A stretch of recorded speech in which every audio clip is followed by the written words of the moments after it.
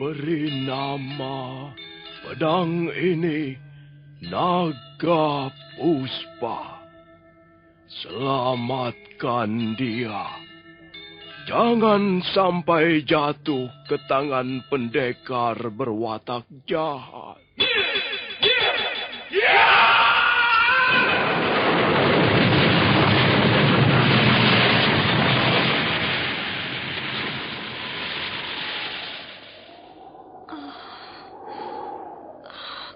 Kakang Kamandanu, kau masih juga tidak percaya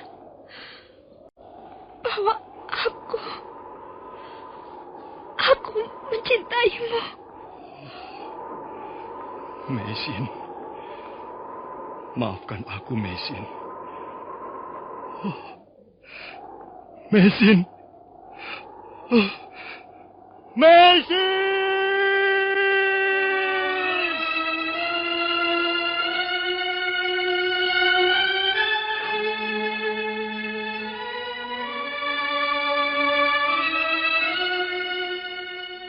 Tutur Tinula.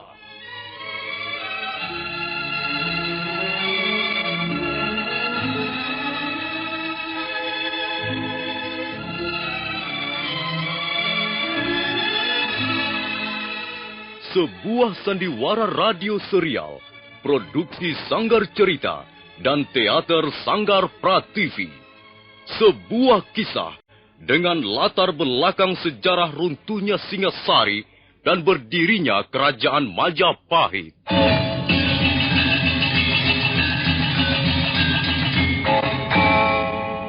Sandiwara ini didukung oleh pemain-pemain radio yang sudah ternama. Ferry Fadli, Ivone Rose, dan Eli Ermawati.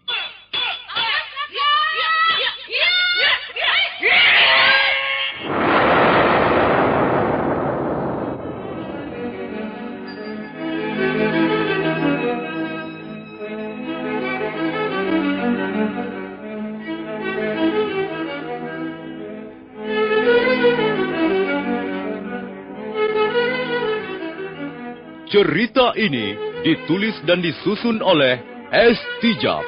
Teknik dan montase dikerjakan oleh Rudi Tinangon dan Joko SP.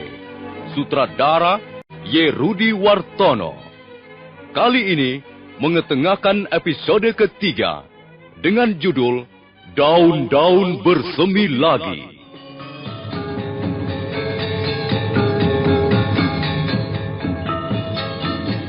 Dalam seri yang ke-77 ini didukung oleh para pemain. Hedi Dosa sebagai Lau Sisan, Eli Ermawati sebagai Mesin, Ferry Fadli sebagai Arya Kamandanu, dan pembawa cerita Nusri. Selamat mendengarkan.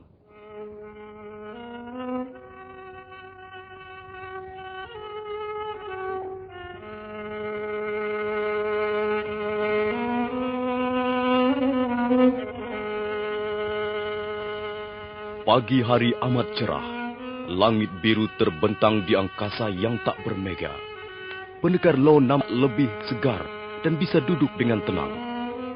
Pengembara aneh duduk di sebelahnya sambil memandang pohon-pohon di kejauhan. Tuan tidak melihat istri saya. Istri Tuan pergi mencari air bersih di bawah sana. Tuan tidak perlu khawatir. Daerah ini cukup aman. Dia memang istri yang baik. Iya, Tuan boleh bangga mempunyai istri seperti dia. Dia amat manis. Istri yang baik dan manis. Dia nampaknya juga sangat setia. Semalam dia hampir tidak tidur. Dia duduk di sebelah Tuan sambil terus-menerus menggenggam tangan Tuan. Kasihan dia. Saya tidak bisa membuatnya bahagia. Belum tentu dia tidak bahagia, Tuan. Apa Tuan tahu isi hatinya? Soal kebahagiaan tak bisa diukur dengan hal-hal yang bersifat lahiriah. Tuan bicara seolah Tuan ingin mengatakan bahwa Tuan tidak berbahagia.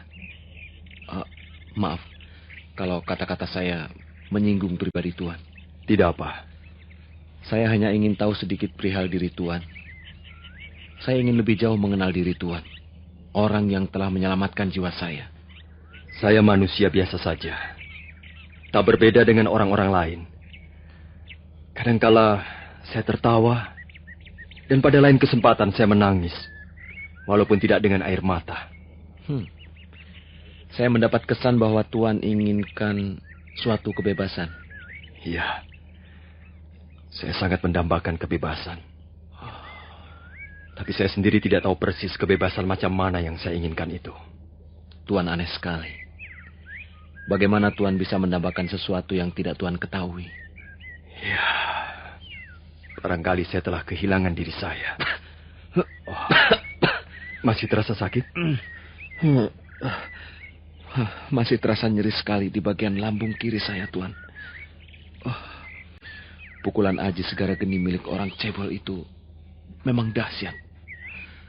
Saya kira saya sudah mati seketika waktu itu. Dada saya seperti dihantam gumpalan batu karang. Sesak sekali. Dan saya hampir-hampir tidak bisa bernapas, Tuan. Bagaimana Tuan bisa bermusuhan dengan orang-orang itu? Entahlah. Mungkin sudah takdir kalau kami harus hidup dalam pelarian. Baik di negeri sendiri maupun di negeri ini. Ya, mungkin benar apa yang dikatakan Meisin. Apakah Tuan percaya bahwa sebuah benda bisa membawa pengaruh buruk pada orang yang memilikinya? Mengapa Tuan bertanya begitu? Saya ingin membicarakan perihal benda ini, Tuan.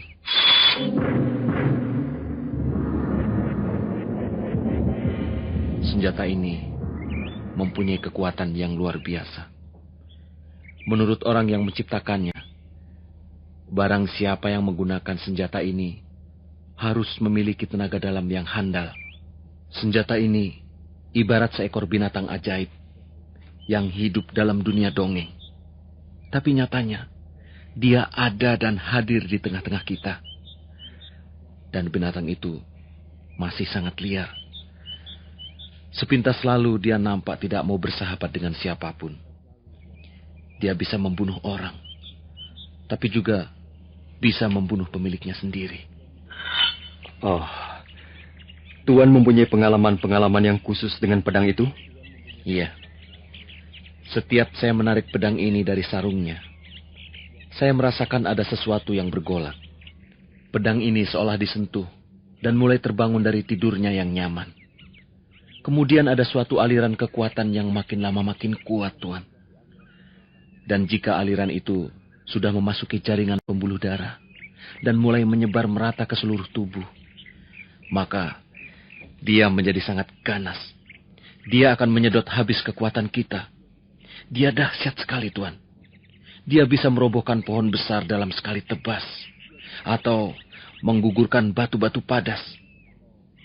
Tapi pada saat yang sama, dia bisa membunuh kita. Aneh juga perangai senjata milik Tuan itu. Saya tahu sedikit dan banyak melihat aneka ragam senjata, tapi belum pernah menemui senjata seperti yang Tuan miliki. Senjata ini sesungguhnya bukan milik saya, Tuan. Lalu, milik siapa kalau bukan milik Tuan? Milik seorang yang menciptakannya. Sedang saya hanya mendapat amanat untuk menjaganya, Tuan. Orang yang membuat senjata itu pastilah seorang empu yang hebat. Dia bukan berasal dari bangsa kami. Dia adalah warga negeri ini. Maksud saya, dia penduduk Singasari. Singasari sudah jatuh, Tuan. Sekarang tak ada lagi negeri yang bernama Singasari. Iya. Tapi orang yang membuat senjata ini dulu berasal dari Singasari. Karena suatu keadaan, beliau terbawa ke negeri kami oleh rombongan utusan Kaisar Kubilai Khan. Di negeri kami dia lalu diperintahkan membuat senjata untuk Kaisar. Tapi karena suatu keadaan pula, akhirnya senjata itu justru diserahkan pada saya. Dan orang itu, bagaimana nasibnya, Tuan? Saya tidak tahu. Saya bersama istri saya lalu kabur dari negeri kami dalam kejaran prajurit-prajurit Mongolia. Ya, entahlah mengapa akhirnya kami tiba di negeri ini. Tuan mengatakan bahwa orang yang menciptakan senjata itu adalah warga Singasari. Siapa nama orang itu, Tuan? Dia bernama Ranubaya.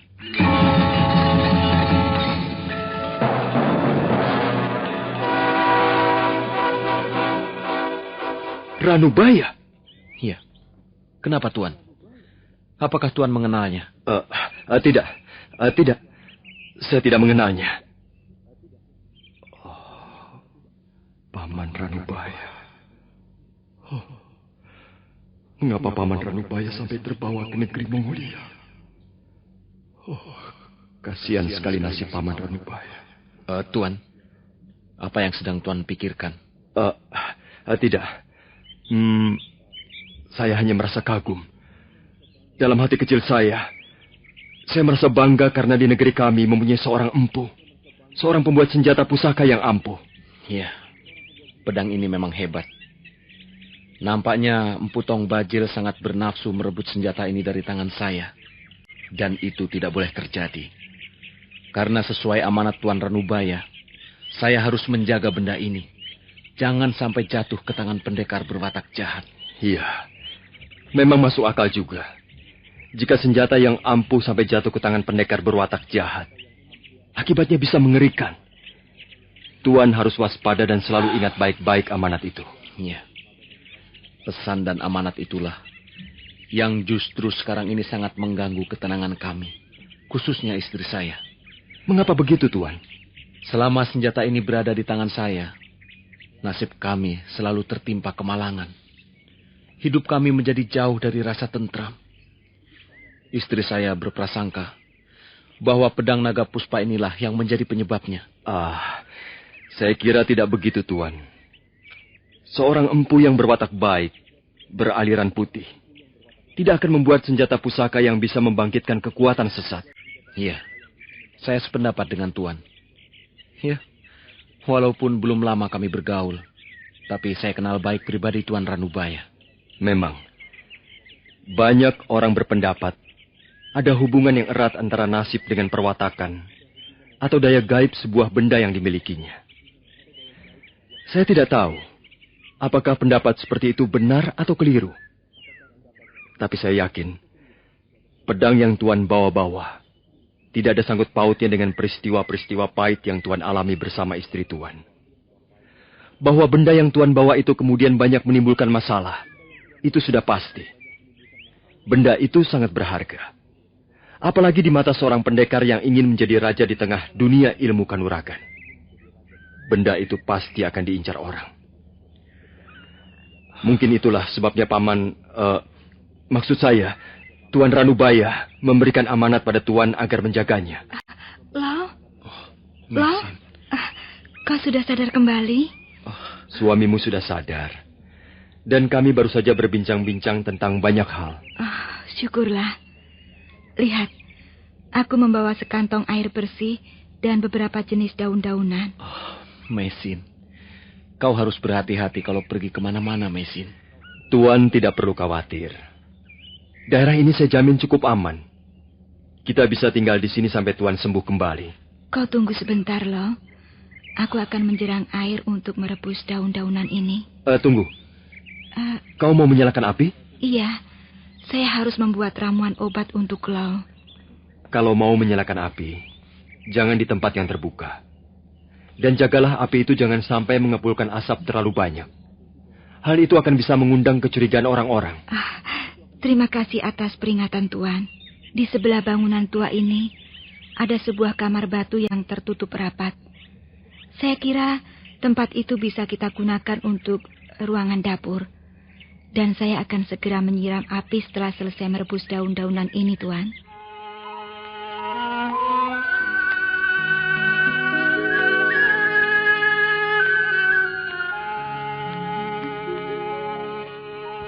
Selanjutnya mereka bertiga tinggal di tempat itu untuk beberapa hari lamanya. 4 hari berlalu tanpa peristiwa apa-apa. Pendekar Lau nampak lebih tenang, walaupun wajahnya masih pucat dan tubuhnya semakin melemah. Bila malam tiba dan udara dingin menyerang bangunan tua dan sekitarnya, pendekar Lau seringkali merintih perlahan. Panas badannya kadangkala menjadi tinggi sekali. Tapi menjelang pagi hari, panas itu turun dan kembali seperti biasanya. Bagaimana keadaan Tuan? Dada saya masih sering kali merasa sesak. Dan bagian lambung nyeri sekali. seperti ditusuk-tusuk pisau belati. Oh, mungkin masih ada sisa-sisa darah beku yang tertinggal. Tuan mau saya obati lagi? Oh, tidak usah. Terima kasih atas perhatian Tuan. Tuan tidak usah terlalu cemas dan banyak berpikir. Tenangkanlah pikiran dan hati Tuan. Apakah saya kelihatan cemas, tidak tenang? Semalam saya lihat Tuan terbangun dan duduk sampai lama sekali. Jadi Tuan melihat saya terbangun? Iya. Saya sengaja tidak menegur. Karena saya takut Tuan terganggu. Ya, memang. Terus terang saya mulai merasa cemas. Pikiran saya seringkali sukar dikendalikan. Hati saya kadangkala mendadak menjadi gelisah. Apalagi semalam. Tubuh saya panas sekali. Tapi saya tidak mau membangunkan istri saya. Saya tidak ingin dia tahu apa yang saya rasakan. Mengapa Tuan tidak berterus terang? Saya kasihan padanya. Saya tidak ingin melihat dia gelisah dan sedih. Oh ya, di mana dia sekarang? Seperti biasa. Dia mencari air bersih ke bawah sana sambil memetik daun-daunan. Istri Tuan itu sangat baik. Saya kagum melihat kesetiaannya. Dia memang seorang wanita yang berhati putih, seperti kapas. Kasihan dia. Ya, saya mengawininya belum lama. Ketika itu, dia baru menginjak 18 tahun. Sedang usia saya sudah hampir setengah abad. Kami sebenarnya bukanlah pasangan yang serasi. Saya tidak sependapat dengan Tuan. Usia tidak menjadi ukuran keserasian pasangan suami istri. Dan saya lihat Tuan sangat serasi dengan istri Tuan. Saya hampir tidak melihat kekurangan dalam perkawinan Tuan. Saling mencintai, saling pengertian, dan saling mempercayai. Ketiga unsur ini Tuan miliki bersama istri Tuan. Mau apa lagi? Ya, Mesin adalah seorang anak yatim piatu semenjak berusia 3 tahun. Selanjutnya dia dipelihara dan diangkat anak oleh seorang pendeta Buddha. Dia selalu hidup dalam kesepian dan kekurangan kasih sayang. Itulah sebabnya saya bertekad untuk membahagiakannya. Tapi, luka ini. Luka di lambung saya ini membuat saya menjadi ragu-ragu. Tuan akan sembuh. Bukankah Tuan merasa bertambah sehat kembali? Saya ingin bicara dari hati ke hati dengan Tuan. Dengan senang hati, saya akan mendengarkan. Sudah beberapa hari ini, kita saling bergaul. Kita hidup bersama dalam bangunan tua ini. Kita makan dan tidur dalam satu atap. Tapi, anehnya, saya belum mengenal siapa nama Tuan. Apakah itu perlu Tuan ketahui? Kalau Tuan tidak keberatan, saya ingin tahu siapa nama Tuan. Nama saya Arya Kamandanu. Saya berasal dari desa Kurawan. Kalau begitu, Tuan pasti mengenal Tuan Ranubaya. Dia juga sering menyebut desa itu sebagai kampung halamannya, Tuan. Iya. Saya kenal baik dengan Paman Ranubaya. Bahkan beliau sudah seperti orang tua saya sendiri. Saya sangat prihatin mendengar apa yang telah terjadi atas diri beliau. Tuan. Kalau begitu pertemuan kita ini merupakan suatu kebetulan yang menggembirakan, Tuan. Tuan Kamandanu. Iya, Tuan Lo. Kalau sampai umur saya nanti tidak panjang, saya ingin menitipkan istri saya pada Tuan. Mengapa Tuan berkata begitu? Tidak seharusnya Tuan berputus asa. Kalau Tuan Lo mempunyai hasrat hidup yang besar, saya yakin Tuan akan sembuh. Tidak, Tuan Kamandanu. Saya masih merasa belum tenang melihat nasib istri saya yang belum pasti. Saya ingin mendengar kepastian itu dari Tuan. Maukah Tuan menjaga dia? Melindungi dia kalau saya sudah tiada nanti? Saya percaya Tuan Kamandanu seorang pendekar yang tangguh dan berbudi luhur. Saya melihat kejujuran memancar dari dalam diri Tuan. Saya sangat bahagia jika Tuan bersedia memenuhi keinginan saya, harapan saya. Tuan Lo, Tuan tidak usah mengkhawatirkan keadaan Mesin istri Tuan. Dia seorang wanita yang baik. Dia pantas mendapat perlindungan. Oh, sungguh saya merasa lega sekarang. Saya lega dan bahagia. Terima kasih, senang sekali. Apakah lukamu masih terasa sakit? Masih nyeri dan panas? Seri berikutnya, sampai jumpa.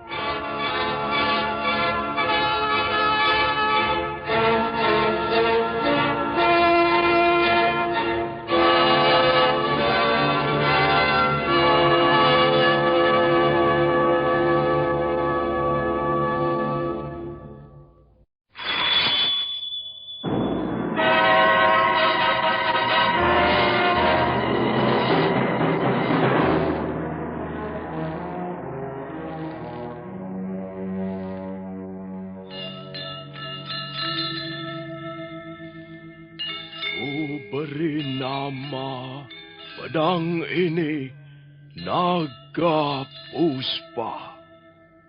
Selamatkan dia. Jangan sampai jatuh ke tangan pendekar berwatak jahat.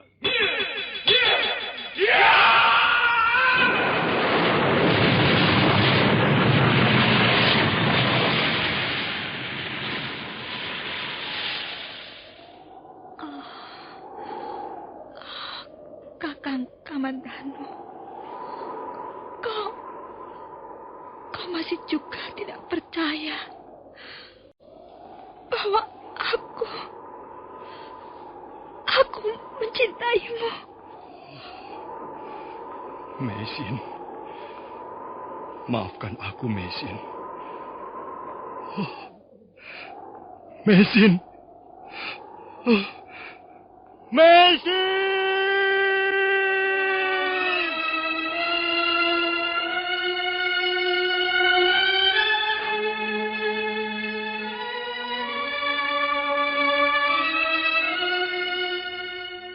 Tutur Tinula.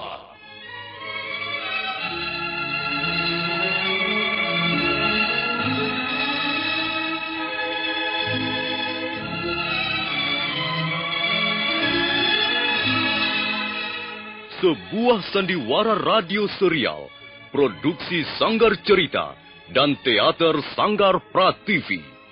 Sebuah kisah dengan latar belakang sejarah runtuhnya Singasari dan berdirinya Kerajaan Majapahit.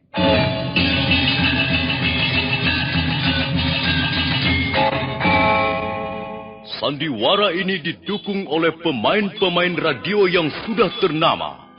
Ferry Fadli, Yvonne Rose, dan Eli Ermawati.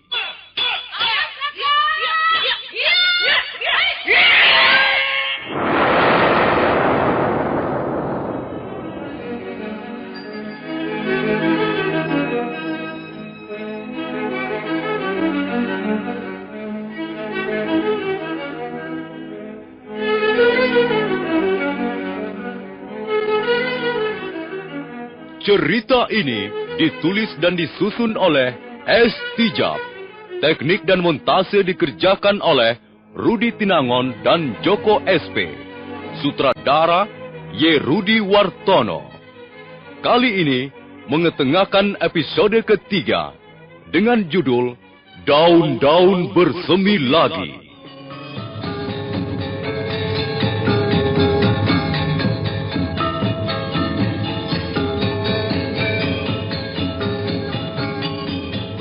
Dalam seri yang ke-78 ini didukung oleh para pemain Edi Dosa sebagai Lau Sisan, Eli Ermawati sebagai Mesin, Ferry Fadli sebagai Arya Kamandanu, dan pembawa cerita Kehilangan aku.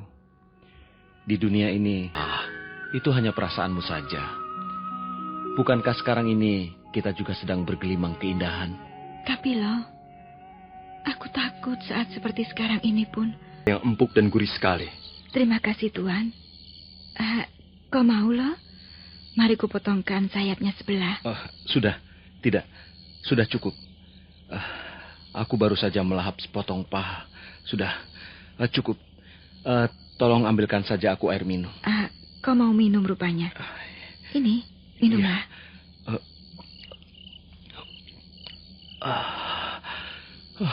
Segar sekali.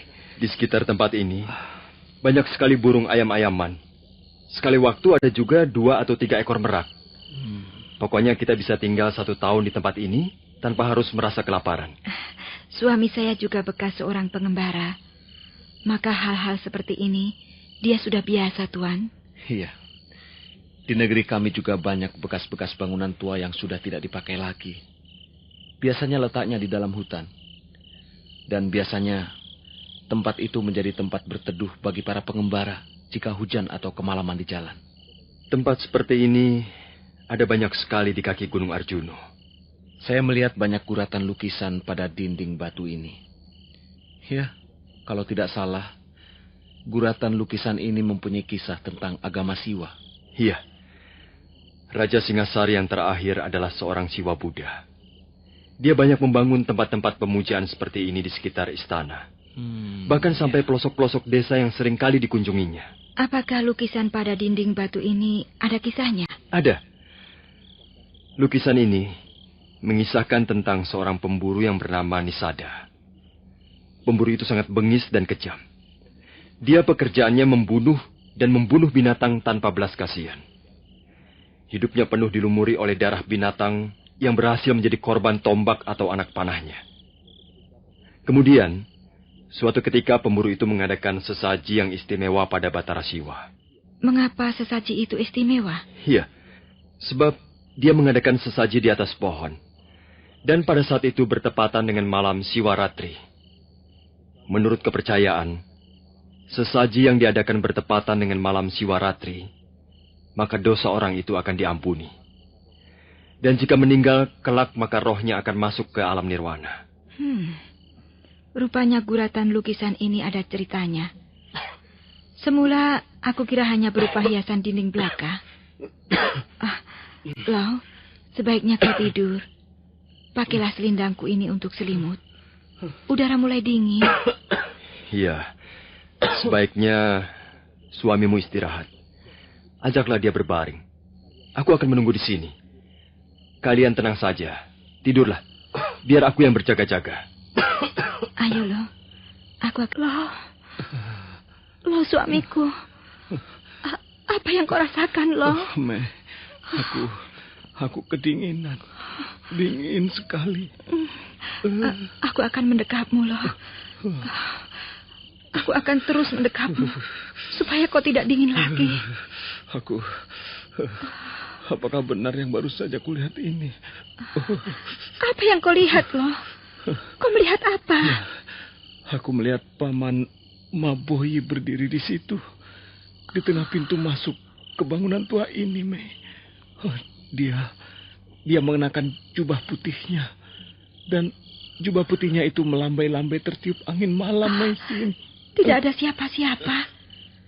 Hanya ada Tuan Kamandanu di serambi bangunan tua ini. Dia sedang duduk di dekat perapian. Tapi aku melihat jelas sekali. Paman Maboyi, ayah angkatmu itu tersenyum padaku. Kemudian dia menatapku dengan sedih. Air matanya sampai berlinang-linang, Meisin. Dan air mata itu jatuh bagaikan bola-bola kristal yang indah sekali. Allah. Sudahlah. Mungkin kau hanya bermimpi. Tidak, Meisin. Aku sadar. Aku tidak sedang bermimpi. Kemudian kulihat Paman Maboyi berpaling. Dan nampaknya sangat kecewa. Sebelum pergi dia menatapku sekali lagi. Tatapan sinar mata yang kecewa. Aku tidak tahu apa maksudnya. Aku tidak tahu apa maksudnya, Meisin. Loh, sudah. Kau jangan membuatku ketakutan. Sudahlah, Lo. Tidur saja. Dingin. Dingin sekali.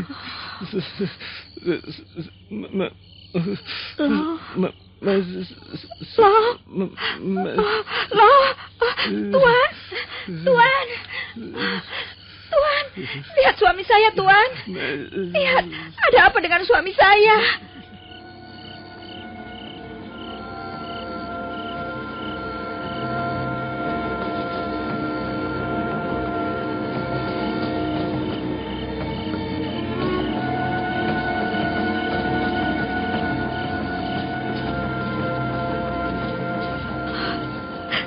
Lihatlah Tuan.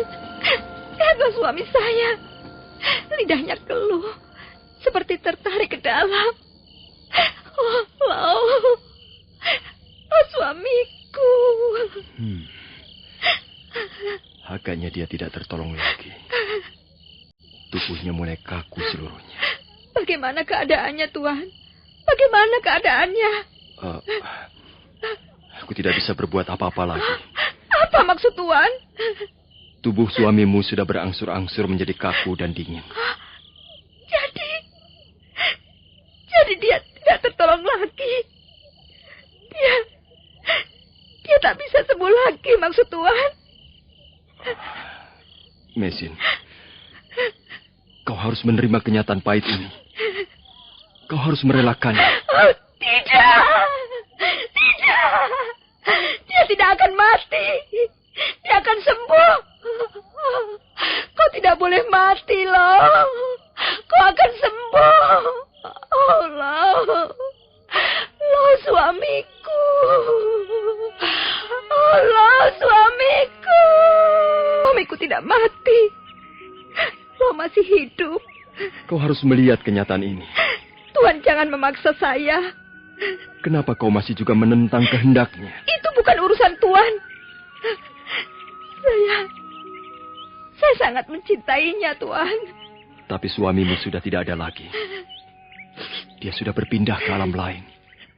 Alam keabadian. Menepati janjimu. Sekarang tidurlah. Dia memang masih hidup. Dia hanya tidur. Iya, dia tidur. Tapi tidak pernah akan bangun lagi. Kau bohong. Dusta.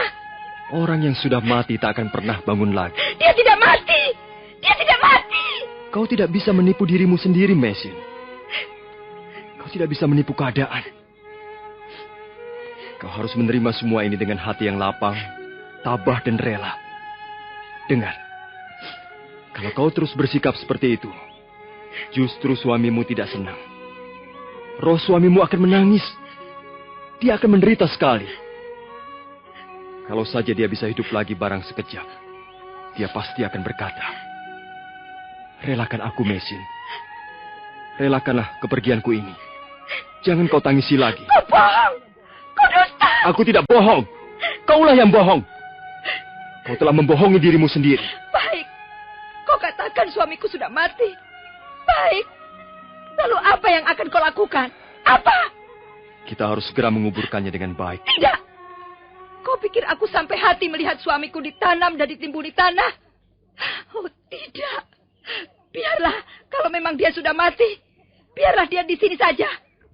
Aku tidak sampai hati melihat lau kesepian dalam kuburnya. Aku akan menemaninya di sini. Mesin, kau tidak bisa bersikap seperti itu. Mengapa tidak bisa? Dengar, orang yang sudah meninggal harus dikuburkan dengan baik. Itu merupakan salah satu cara kita untuk melakukan penghormatan padanya. Kalau kau membiarkan jasad suamimu terus terbaring di sini dan membusuk, arwah suamimu pasti akan marah sekali. Karena itu berarti kau tidak menghargai dia. Bahkan kau telah menghina dia.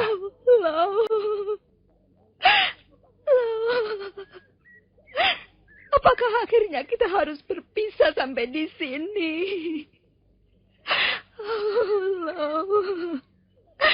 Mengapa? Mengapa kau tinggalkan aku, Lau? Mengapa kau tega meninggalkan aku sendirian di negeri ini? Oh, Lau. Lau. Jawablah. Jawablah pertanyaanku ini. Masih membara. Mendadak dia terbangun dan terkejut sekali melihat Mesin tak ada lagi di tempat tidurnya. Kemana Mesin? Oh, ada bayangan berkelebat di halaman.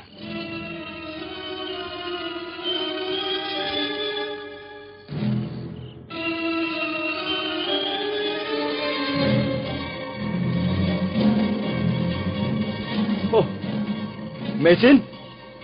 Kaukah Mesin? Apa yang kau lakukan di sini? Tuan, kuharap Tuan jangan mendekati saya. Apa yang akan kau lakukan? Tuan telah banyak membantu kami.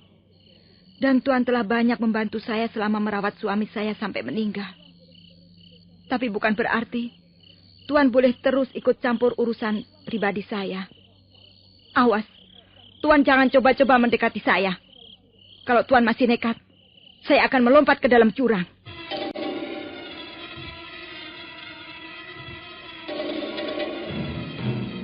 Arya Kamandanu menghentikan langkahnya dan selanjutnya dia tak berani bergerak. Maisin nampak. Ku beri nama pedang ini Naga Puspa. Selamatkan dia. Jangan sampai jatuh ke tangan pendekar berwatak jahat.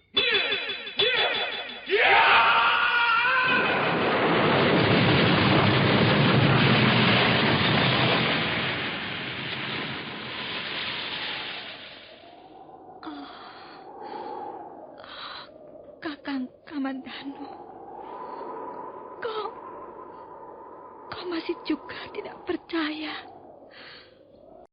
bahwa aku mencintaimu. Maisin, maafkan aku, Maisin. Maisin. Maisin!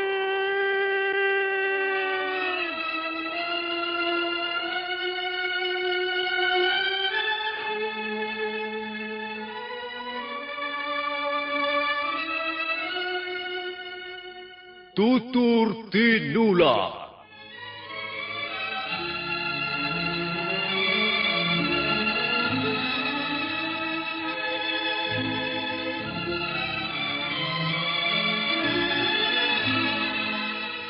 Sebuah sandiwara radio serial, produksi Sanggar Cerita dan Teater Sanggar Prativi. Sebuah kisah dengan latar belakang sejarah runtuhnya Singasari dan berdirinya Kerajaan Majapahit.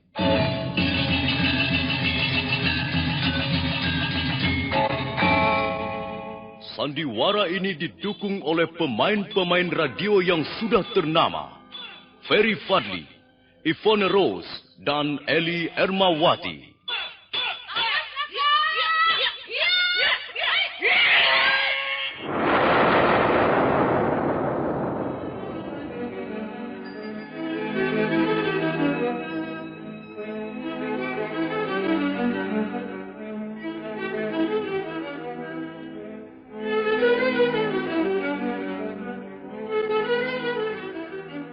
Cerita ini ditulis dan disusun oleh S. Tijab. Teknik dan montase dikerjakan oleh Rudi Tinangon dan Joko SP. Sutradara Y. Rudi Wartono. Kali ini mengetengahkan episode ketiga dengan judul Daun-Daun Bersemi Lagi.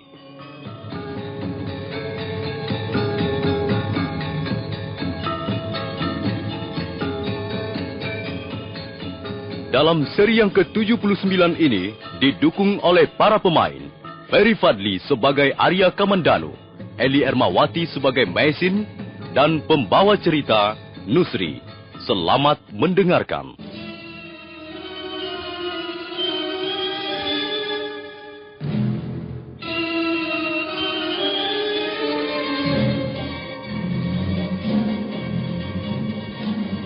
Walaupun terlambat, bulan masih menyembulkan dirinya dari bentangan langit malam. Wajahnya yang tinggal sepotong bersinar kemalu-maluan demi memberikan penerangan ala kadarnya pada dunia di bawahnya. Maisin mengancam agar Arya Kamandanu jangan mendekat. Wanita itu sudah berdiri persis di tepi sebuah jurang. Awas, Tuan jangan mendekat. Maisin, kau tidak boleh berbuat seperti itu. Jangan turut campur urusan pribadiku. Kalau begitu kau tidak kasihan pada almarhum suamimu. Mengapa pikiranmu menjadi sangat dangkal dan sempit? Mengapa kau tidak mampu berpikir terang? Hah? Bunuh diri adalah pekerjaan setan. Kau akan tersesat ke lembah yang paling dalam, dan almarhum suamimu pasti akan menangis dalam kuburnya. Oh, tidak. Tuan jangan berkata seperti itu. Tuan berusaha membujuk saya, bukan? Tuan tidak akan bisa membujuk saya. Seharusnya kau ikuti jejak almarhum suamimu. Pendekar Lo adalah contoh pribadi manusia yang tangguh, ulet dan beriman tebal. Dia tabah sampai akhir hayatnya. Dia berani dan jujur demi membela yang hak. Dia tidak mau menang sendiri dan tidak memikirkan dirinya sendiri. Seluruh jiwa raganya diabadikan bagi kepentingan sesama, termasuk kau sendiri. Tapi mengapa kau, istri yang amat dicintainya, istri kepada siapa dia sangat menaruh kepercayaan dan harapan, justru akan mengecewakannya? Mengapa kau akan rusak binasakan citra almarhum suamimu sebagai seorang pendekar yang berbudi luhur? Tuan Kamandanu, di sini bukan tempatnya berkhotbah. Tuan tidak akan bisa mempengaruhi ketetapan hati saya. Tekad saya sudah bulat. Lebih baik saya mati daripada harus kehilangan suami yang amat saya cintai. Baru saja Maisin selesai mengucapkan kalimat-kalimatnya, Arya Kamandanu melompat. Tubuhnya berkelebat ringan, dan sebentar kemudian Maisin sudah berada dalam pelukannya.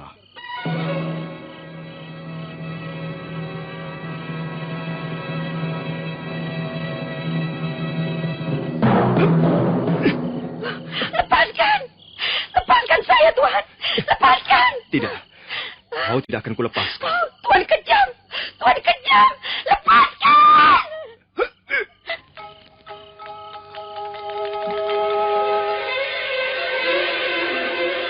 Aku terpaksa menetak jalan darahnya.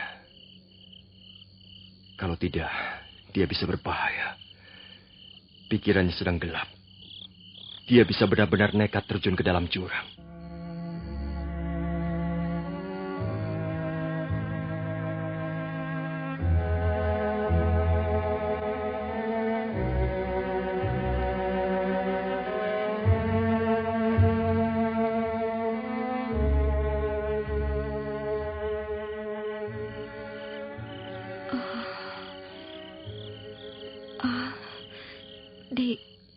Di mana aku sekarang? Kau di sini. Di bangunan tua ini. Tidurlah. Aku akan menjagamu. Mengapa Tuhan menyelamatkan saya?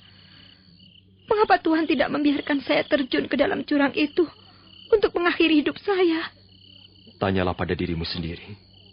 Tuhan, saya merasa tak ada gunanya lagi hidup. Saya ingin mati saja, menyusul suami saya. Aku bukan dewa maut. Jangan bicara soal kematian padaku. Tuhan terlalu kejam. Terserah apa yang akan kau katakan. Tuhan tak mempunyai hati. Aku benci orang nekat. Orang yang tidak mau berpikir panjang. Orang yang hanya memikirkan diri sendiri. Tuhan berhati batu. Memang, aku berhati sekeras batu. Karena hidup ini pun keras laksana batu hitam. Tapi setidak-tidaknya, aku masih mampu membedakan mana yang baik dan mana yang buruk. Untuk apa hati selembut sutra kencana kalau perbuatannya ngawur? Selama ini kulihat kau sebagai wanita yang lembut, yang tabah dan setia. Tapi nyatanya kau pun bisa berbuat ngawur. Saya tidak merampas apa yang menjadi hak Tuhan. Untuk apa Tuhan ngurusin saya? Kau tidak tahu bagaimana caranya berterima kasih. Jadi Tuhan... Bukan itu maksudku. Bukan kepadaku kau harus berterima kasih. Tapi kepada sang pemberi hidup. Saya hanya menggunakan apa yang menjadi hak pribadi saya sendiri. Kau keliru. Kau tersesat. Kau pikir kau punya hak. Hak apa? Kau tidak berhak untuk apapun juga. Semua ini karena karunia-Nya. Semua ini karena pemberiannya. Bahkan napas yang kau hirup setiap hari pun juga diberikan cuma-cuma olehnya. Karena itu kau berdosa besar kalau sampai menyia-nyiakan kebaikan dan kasih sayangnya. Kau harus malu. Kau harus segera menyadari kekeliruanmu yang sangat gawat ini. Hidup bukan milikmu. Karena itu kau tidak punya hak untuk membunuhnya. Kau pikir hanya kau sendirilah orang yang menderita di dunia ini. Kalau kau mau melihat sedikit lebih luas, kalau kau mau membuka cakrawala pandanganmu lebih luas, maka kau bisa menemukan pelajaran-pelajaran yang berharga. Sudahlah. Saya tidak mau mendengar kata-kata Tuhan lagi. Kau takut melihat kebenaran, bukan? Sudahlah. Jangan bicara lagi. Aku...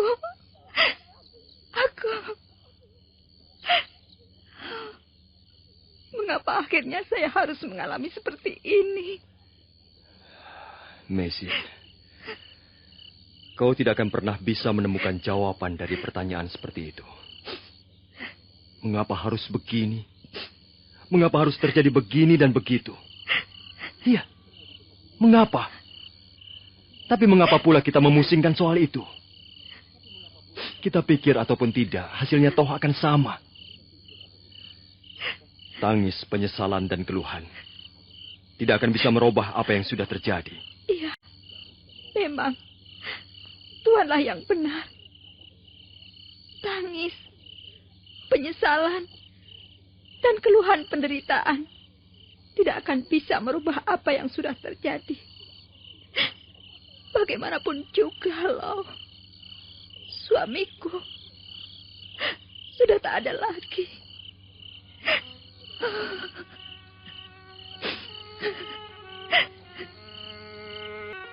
Arya Kamandanu agak merasa lega karena akhirnya Maisin mau juga mendengarkan kata-katanya.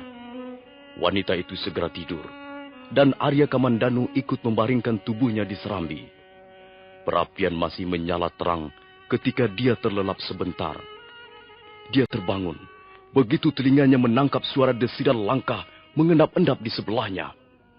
Buru-buru dia bangkit dan mengikuti langkah-langkah itu.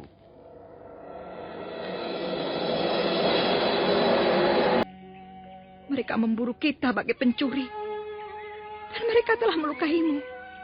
Sampai akhirnya kau gugur dalam pelarian yang panjang dan melelahkan ini. Kau jangan khawatir loh. Kau tenanglah tidur di dalam kuburmu. Aku, istrimu yang akan membalas dendam kesumat ini. Aku tidak terima. Mereka harus kubunuh semuanya. Kubunuh! Kubunuh!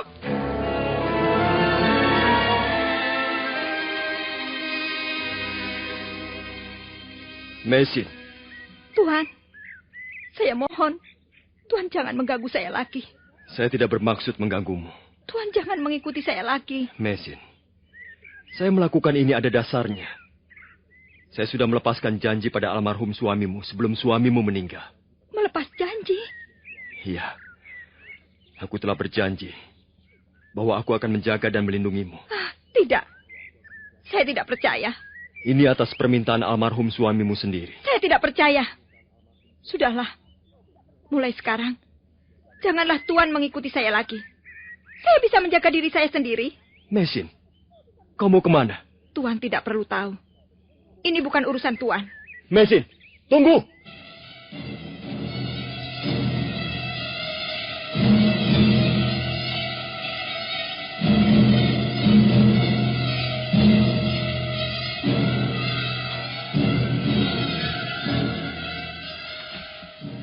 Maisin, tunggu. Mengapa Tuan menghadang jalan saya? Minggirlah.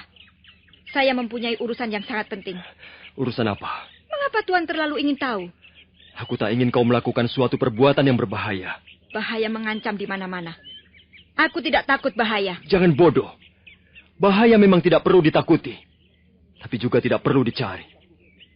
Kau bisa melakukan hal-hal yang lain yang lebih berguna untuk dirimu. Baiklah. Tuan ingin tahu apa yang kulakukan. Dengar baik-baik.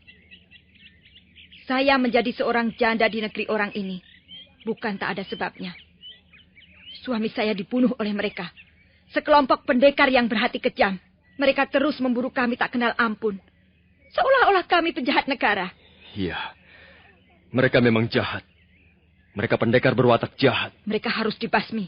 Mereka akan kubasmi satu persatu. Maisin, jangan kau lakukan itu. Dendam dalam hatiku tak akan pernah padam sebelum membunuh mereka. Tuan jangan menghadang niatku ini. Kau ngawur. Apakah saya harus tinggal diam? Apakah saya harus menelan rasa dendam ini sampai akhir hayat saya? Tuanlah yang ngawur. Dengar, kau harus mempertimbangkan segala sesuatu sebelum bertindak. Saya sudah berpikir masak-masak. Saya akan menyesal kalau sampai gagal menjalankan niat saya ini. Kau tidak mungkin mengalahkan mereka dan membalaskan dendam suamimu. Tuan Kamandanu, saya tidak mau bertele-tele. Sekarang ini, hanya satu hal yang bisa saya lakukan. Dan saya anggap paling berguna. Suami saya telah terbunuh. Dan saya akan balas membunuh mereka, para pembunuh suami saya. Saya akan bertarung melawan mereka sekalipun saya akan kalah. Tapi saya akan puas dan saya tidak akan mati percuma. Kalau kau ingin membalas dendam, kau harus mencari kesempatan yang baik. Minggirlah, Tuan. Jangan menghalang-halangi langkah-langkah saya. Mengapa Tuan masih juga berdiri di tengah jalan? Tuan pikir Tuan bisa mencegah niat saya? Mesin, aku memang harus mencegah niatmu yang brutal dan liar itu. Kalau begitu baik, saya terpaksa menggunakan pedang ini untuk menyingkirkan Tuan.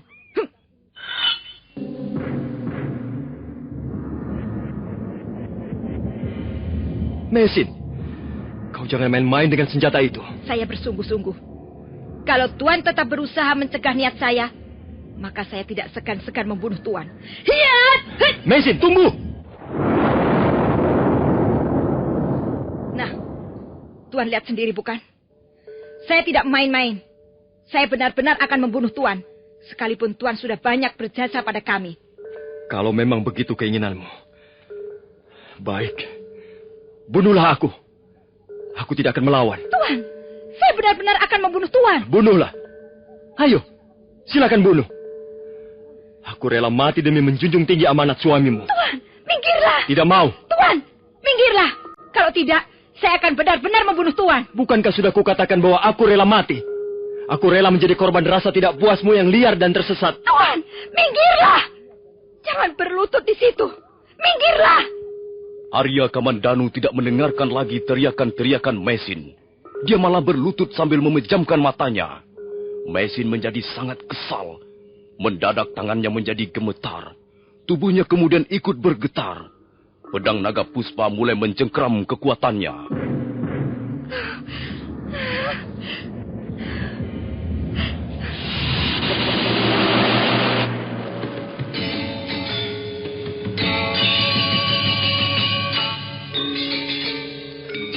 Lepaskan pedang itu.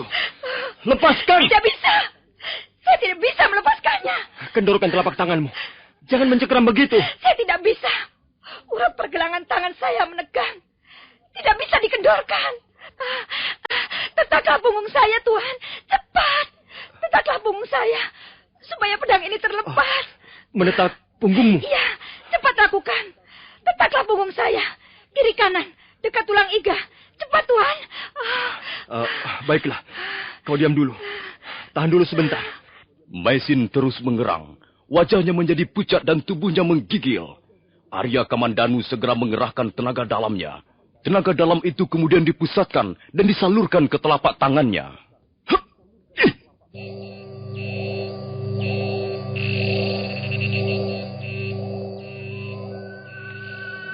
Bukan hanya bisa membunuh musuh, tapi juga bisa membunuh pemiliknya sendiri. Mesin, kau tidak apa-apa bukan? Tidak. Terima kasih atas pertolongan Tuhan. Kau harus berhati-hati dengan pedang pusaka ini. Iya, pedang ini hampir membunuh saya. Pedang ini memang dahsyat sekali. Tapi dia juga jahat. Dia seperti dihuni roh yang jahat. Dia seperti iblis. Tidak. Almarhum suamimu pernah menceritakan perihal pedang pusaka ini. Dia hasil ciptaan seorang empu beraliran putih. Karena itu dia pun mempunyai watak putih. Hanya dibutuhkan tangan-tangan perkasa yang dingin untuk menjinakkan pembawaannya yang liar dan buas. Sudahlah. Kau tidak perlu merisaukan benda ini. Dia tidak akan bisa berbuat apa-apa jika manusia tidak menyentuhnya. Nah, sekarang apa rencanamu? Entahlah, Tuan. Saya tidak tahu lagi apa yang akan saya lakukan. Saya kehilangan arah dalam perjalanan hidup saya ini. Kau mau kembali ke bangunan tua itu? Sebaiknya tidak, Tuan. Bangunan tua itu membuat hati saya tercapik-capik. Nah, kalau begitu, kau ikut aku saja ke Kurawan.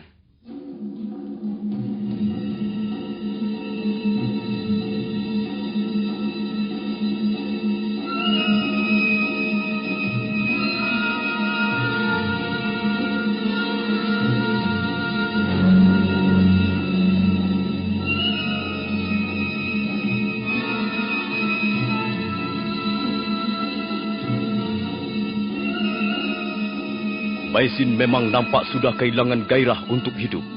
Pandangannya kosong menerawang jauh. Arya Kamandanu merasa iba melihat wanita malang itu. Namun di samping rasa iba, sesungguhnya ada perasaan aneh yang menjala di relung-relung hatinya yang paling dalam. Nah, para pendengar sekalian, bagaimana kisah selanjutnya? Apakah yang akan terjadi di antara mereka, dua insan berlainan jenis itu? Silakan mengikuti seri berikutnya. Sampai jumpa.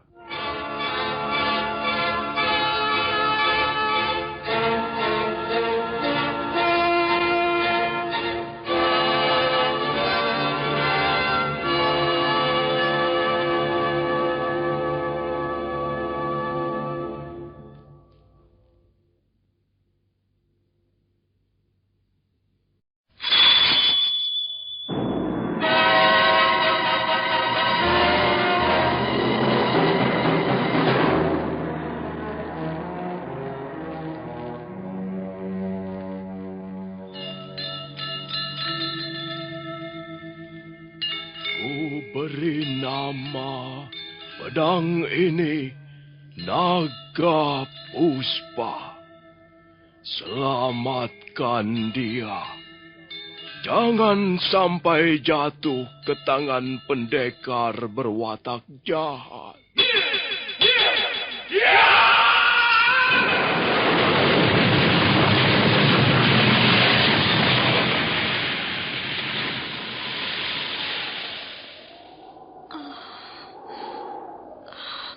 Kakang Kamandanu, kau masih juga tidak percaya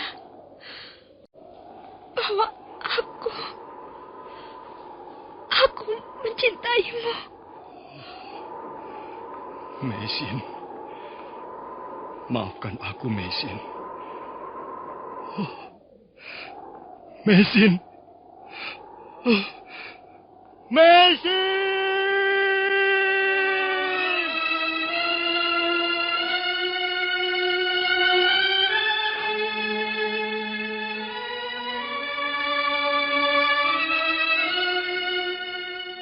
Tutur Tinula.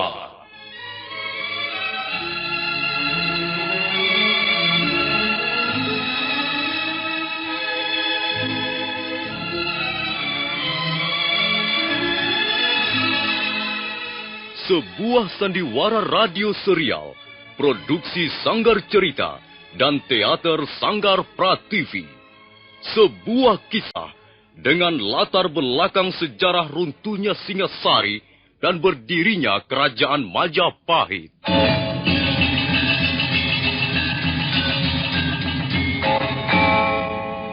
Sandiwara ini didukung oleh pemain-pemain radio yang sudah ternama. Ferry Fadli, Ivone Rose, dan Eli Ermawati.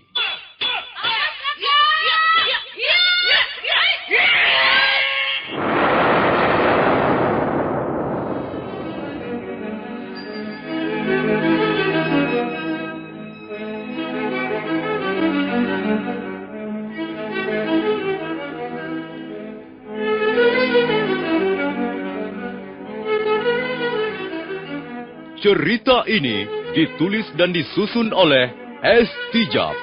Teknik dan montase dikerjakan oleh Rudi Tinangon dan Joko SP. Sutradara Y. Rudi Wartono. Kali ini mengetengahkan episode ketiga dengan judul Daun-Daun Bersemi Lagi.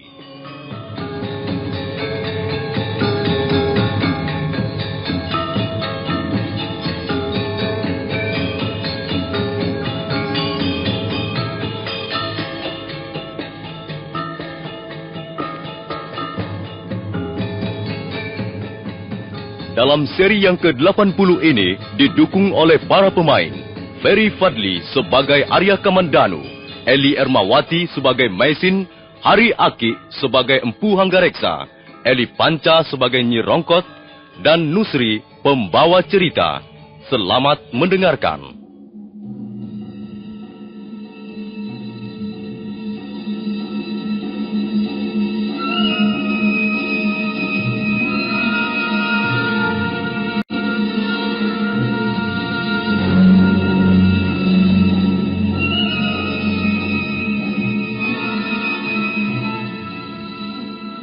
Maisin nekat ingin membalas dendam atas kematian suaminya. Dengan pedang naga puspa, dia ingin membunuh mereka yang telah memburunya, mengejarnya sampai akhirnya pendekar laut terbunuh. Tentu saja niat itu kurang ditunjang oleh perhitungan yang matang dan bisa membahayakan jiwanya. Arya Kamandanu berhasil menggagalkannya. Maisin nampak semakin putus asa.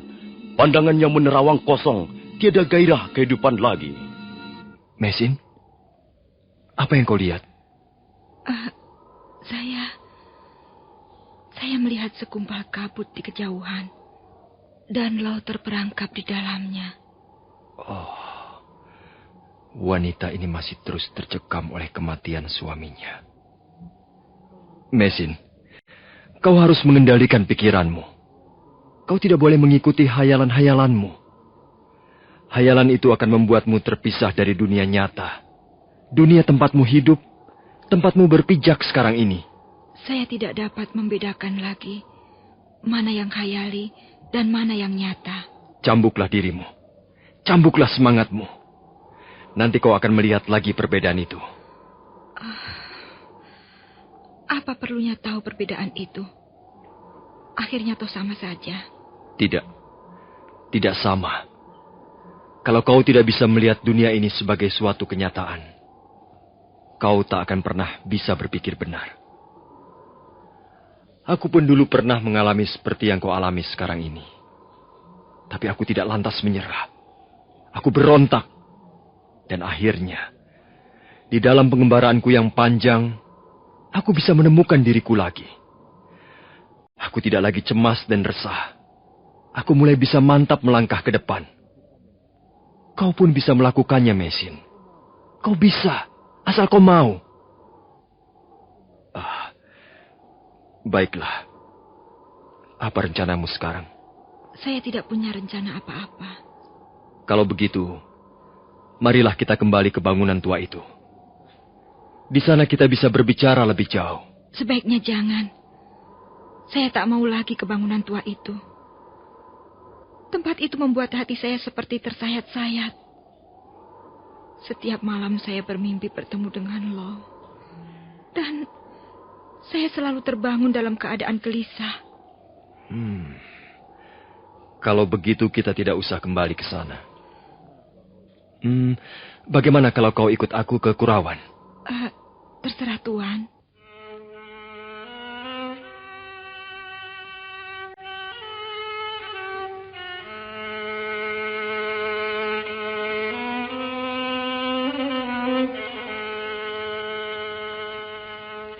Mereka lalu berangkat. Arya Kamandanu melangkah menyusuri jalanan setapak dan Maisin dengan lesu mengiringinya di belakang. Nah, lihat Maisin. Setelah melewati 2 gugusan bukit di depan itu, kita akan memasuki daerah Kurawan. Menjelang sore nanti, kita pasti sudah tiba di sana.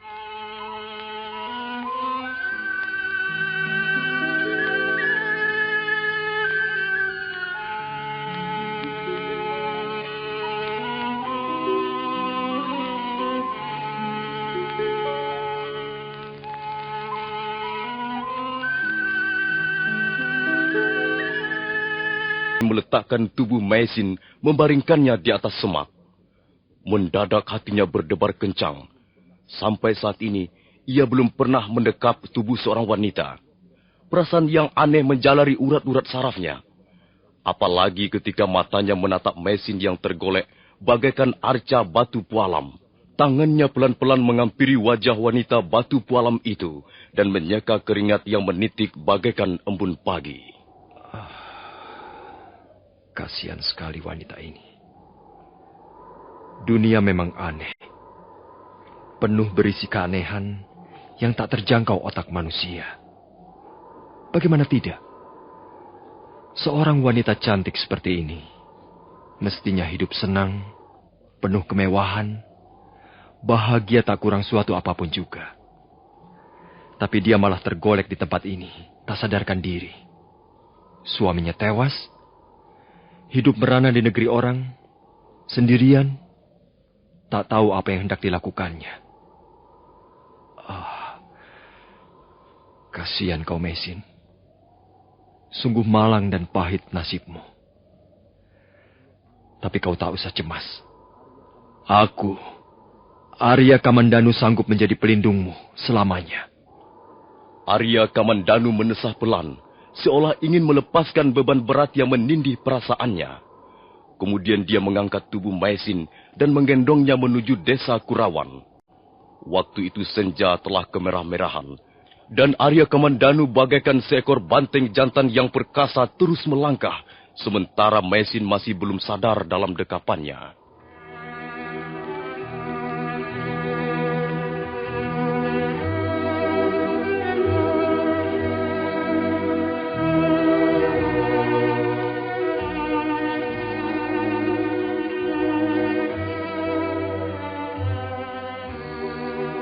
Malam telah turun. Desa Kurawan yang terletak di sebelah utara kota Singasari di kaki bukit Gunung Arjuno mulai diliputi kesunyian.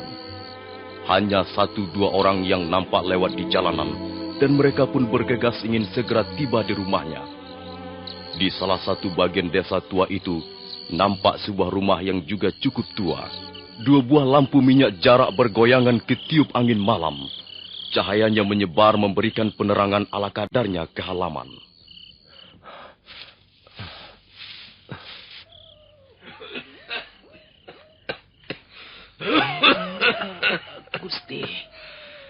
Gusti masih di luar malam-malam begini, Gusti. Udara terasa panas malam ini. Dan aku baru saja memeriksa halaman depan. Desa ini semakin sepi. Semakin tua dan sepi. Lebih baik Gusti istirahat di dalam. Angin malam seperti ini tidak baik untuk kesehatan. Aku belum ingin tidur. Akhir-akhir ini aku susah tidur. Kalau kau mau tidur, ya tidurlah dulu, Nyi Rongkot. Iya, tapi sebaiknya Gusti duduk-duduk di dalam saja. Jangan di luar. Angin malam seperti ini jahat sekali, Gusti. Seringkali membawa penyakit. Iya. Kau benar. Baiklah, aku akan ke ruang penyimpanan pusaka. Kalau kau mau tidur, tutuplah pintu serambi depan dan matikan lampunya. Baik. Mendadak muncul sosok tubuh manusia di tengah-tengah pintu serambi. Rampok! Aku bukan rampok. Bibi jangan salah terka. Kau bukan rampok? Lalu kau, Tuan siapa dan mau kemana? Masa Bibi Rongkot sudah lupa padaku? Oh iya, aku seperti pernah mengenal suara Tuan. Tapi di mana ya? Dan kapan? Bibi Rongkot ini keterlaluan. Masa Bibi sudah lupa padaku? Sama sekali tidak ingat? Aku Kamandanu, Bi. Oh, Angger Kamandanu. Aduh, apa benar Angger Kamandanu yang datang? Iya, benar, Bi. Oh, ayo, masuk, Nger. Masuklah. Waduh. Rumah ini bakal bersinar lagi, Nger. Rumah ini bakal semarak lagi. Angger Kamandanu datang. Gusti, Angger Kamandanu datang, Gusti.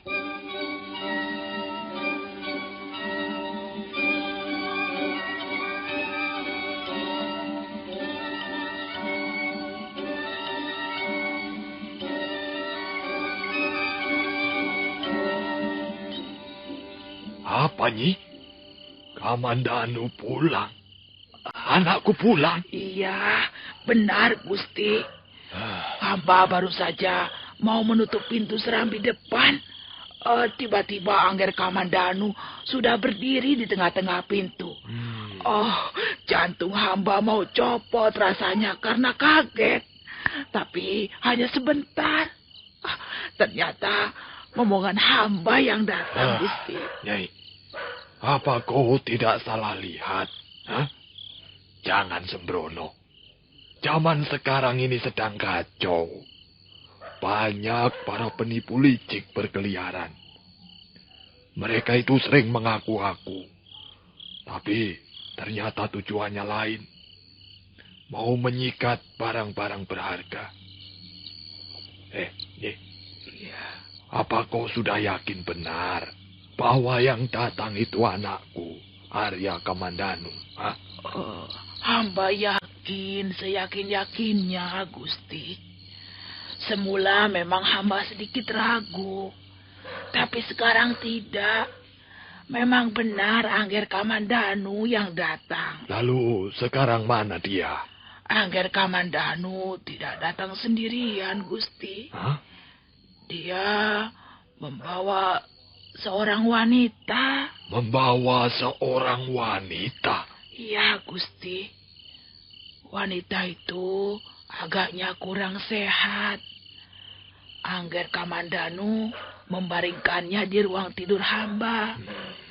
Lalu Angger pergi ke belakang, mau mencuci tangan dan kaki dulu katanya. Ayo, antarkan aku. Aku sudah rindu sekali dengan si bocah gendeng itu. Empu Hanggareksa sudah akan melangkah keluar dari rumah penyimpanan senjata pusaka, tapi segera mengurung niatnya. Karena di tengah-tengah pintu ada seorang pemuda berpakaian lusuh. Dialah Arya Kamandanu.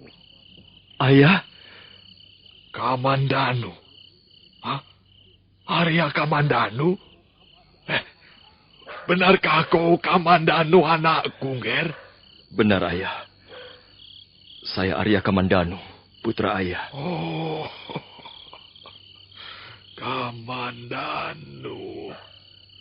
Akhirnya kau pulang juga, anakku. Akhirnya kau kembali juga, Ger.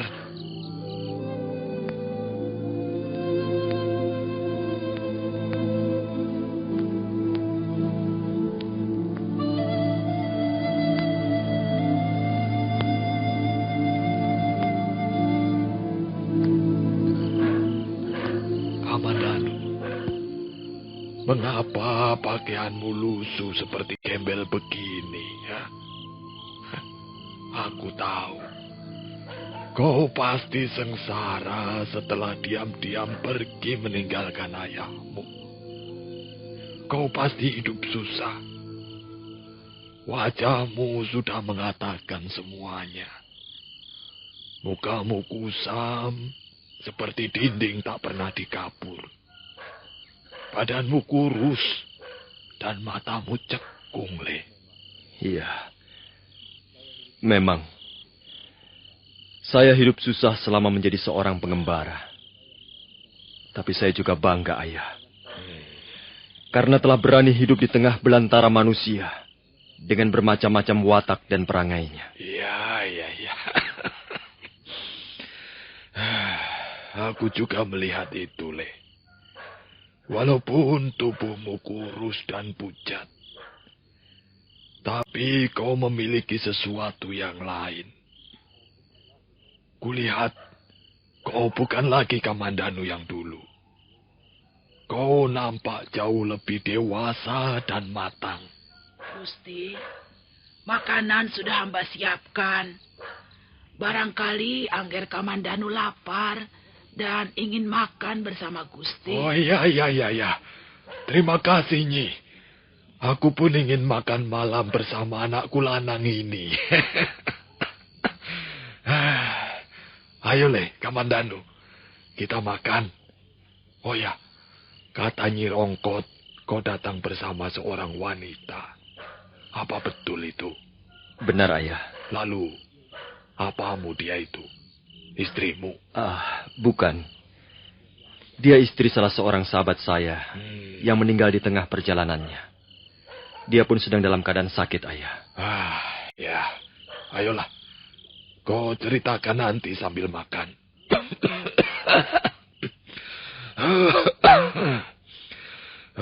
Kamandanu. Kau pergi dengan diam-diam. Lalu sekarang kau pulang dengan diam-diam pula. Kau ini memang bandel. Bocah gendeng.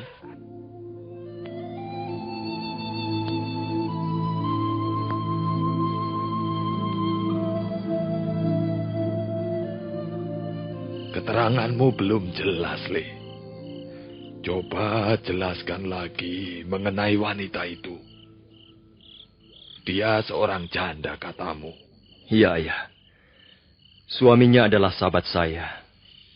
Suaminya meninggal dalam perjalanan. Lalu dia sakit. Dia terluka. Nampaknya mereka mempunyai masalah. Menurut Nyi Rongkot, wanita itu orang asing. Apa benar begitu, Le? Iya, benar. Dia berkebangsaan Mongolia. Kau ini terlalu. Wanita itu bisa membawa masalah gawat ke rumah ini, Le. Kau tahu, semenjak pemerintah Singasari jatuh, Jayakatwang mengambil alih kekuasaan. Roda pemerintahan dipindahkan ke Kediri. Perubahan kekuasaan itu sangat mempengaruhi kehidupan rakyat dan masyarakat pedesaan. Banyak bekas kaki tangan pemerintah Singasari ditangkap di rumah-rumah penduduk.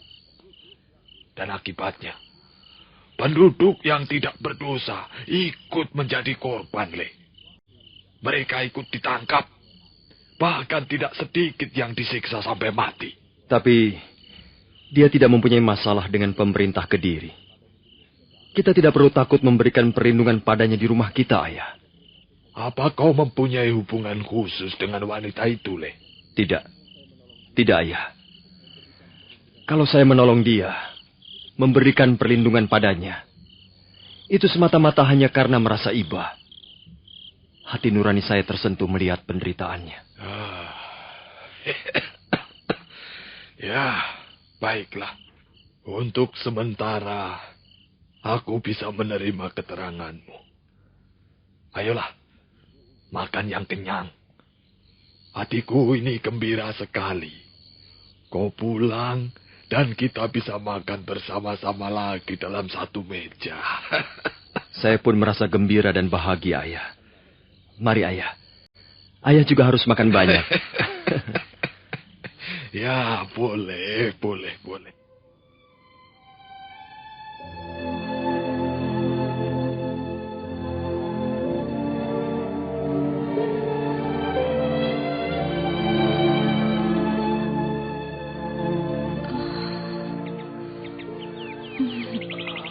Rupanya dia sudah sadar, Ger. Semalam kakinya Bibi boreh dengan bawang merah. Mesin, bagaimana rasanya sekarang?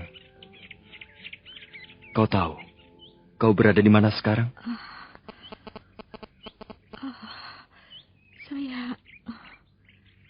Saya berada di mana, Tuan? Kau berada di rumah orang tuaku, di desa Kurawan.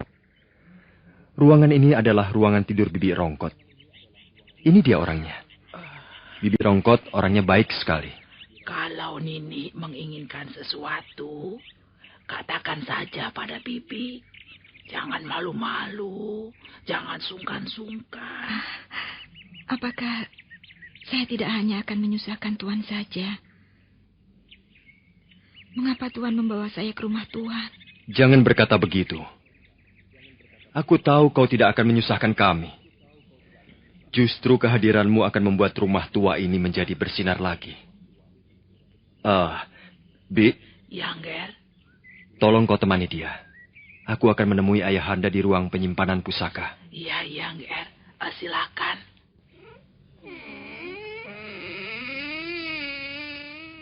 Duduklah, Le, Kamandanu. Iya, ayahanda.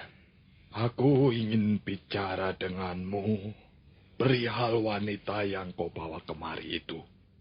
Beberapa waktu yang lalu datang serombongan prajurit Kediri ke Kurawan.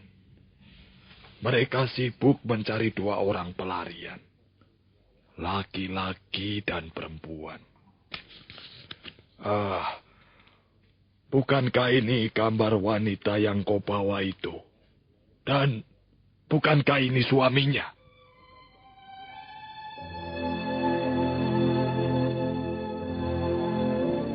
Untuk sesaat Arya Kamandanu tak bisa berkata sepatah kata pun. Matanya memeriksa gulungan daun rontal, di mana terpampang gambar 2 orang, laki-laki dan perempuan yang jelas bercirikan orang asing. Nah, para pendengar sekalian, bagaimana kisah selanjutnya? Bagaimana sikap Arya Kamandanu? Dan apa yang akan dilakukan oleh ayandanya Empu Hanggareksa terhadap Maisin? Silakan mengikuti seri berikutnya. Sampai jumpa.